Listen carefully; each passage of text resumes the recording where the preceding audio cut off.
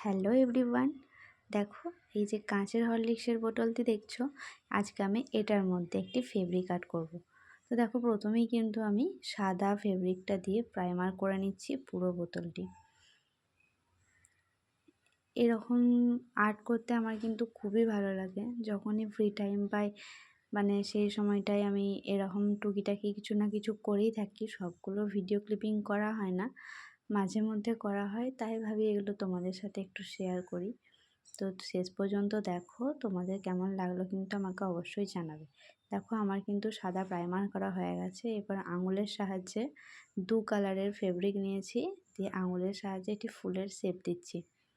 এইভাবে আঙুলের সাহায্যে ফুলের ডিজাইন করা কিন্তু ভীষণ ইজি, আর এটা কিন্তু একদমই অল্প সময়ের মধ্যে হয়ে যায়। আমার কিন্তু এটা করতে বেশি সময় লাগেনি।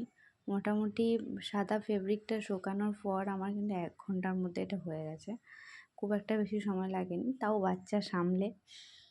তারপর দেখো গ্রিন কালারের ফেব্রিকটা দিয়ে গাছের শেপ দিয়েছি, গাছের আর পাতার, আর তলাতে একটু ঘাস ঘাসের মতো করে দিয়েছি। তো দেখো তোমাদের কেমন লাগলো কিন্তু অবশ্যই আমাকে কমেন্টে জানিও।